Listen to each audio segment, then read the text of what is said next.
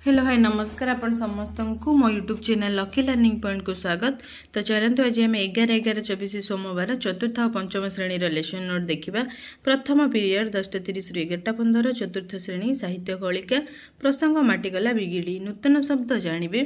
OD407 है yellow code पिला माने नूतन शब्द पाकला बुढ़ा जीवनी शक्ति फूर्ति मारात्मक अनिष्ट आदि अर्थ जानवे। संकेत चित्र वाक्य एड़ा सब उठीगले प्रसंग रे नूतन शब्दर अर्थ बुझाइबी। पंचम श्रेणी साहित्य कुसुम विश्वस्त साथी यंत्रमानव अभ्यास कार्य करेंगे। OD514 है एलो कोड पिला माने अभ्यास कार्य 9 नंबर प्रश्नर उत्तर लिखिबे। अभ्यास प्रश्न आलोचना करी और प्रश्नर उत्तर लिखा कहबी।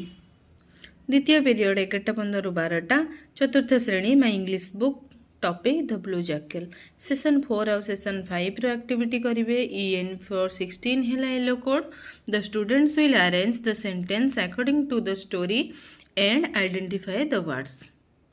I will tell the words and the student will tick that words and will do comprehension activity. 5th class रो clouds है topic vocabulary।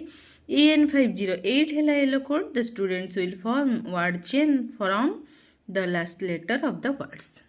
I will tell the students to solve crossword puzzle and form word chain. तृतीय period 12टा रु 12:40 चतुर्थ श्रेणी आमे ओ आम परिवेश प्रसंग आटलास और मानचित्र व्यवहार। आटलास व्यवहार करेंगे। E411 है एलो कोड पिला माने आटलास देखी विभिन्न चित्र संकेत विषय जानवे। आटलास है TLM आटलास देखाई देश महादेश महासागर गुड़ी को चिन्हाइबी।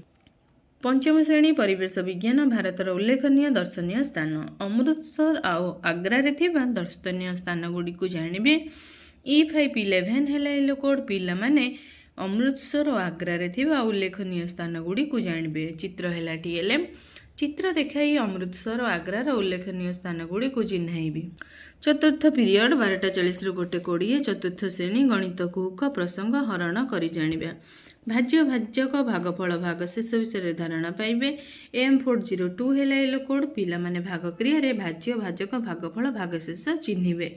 हरण प्रक्रियार भाजक हरण प्रक्रिया भाज्य भाजक भागफल और भाग शेष चिन्हाइबी।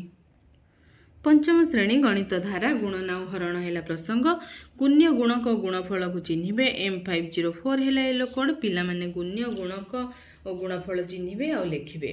दुईटी संख्यार गुणन करी गुण्य गुणक गुणफल चिन्हाइबी। पंचम पीरियड 2टा रु 2:40 चतुर्थ श्रेणी आमे ओ आम परिवेश पृथ्वी और आकाश है प्रसंग चंद्र सूर्य और पृथ्वीर गठन विषय जानवे। E411 है एलो कोड पिला माने पृथ्वी सूर्य और चंद्रर गठन विषय जानवे। चित्र है TLM चंद्र सूर्य पृथ्वीर गठन विषय बुझाइबी।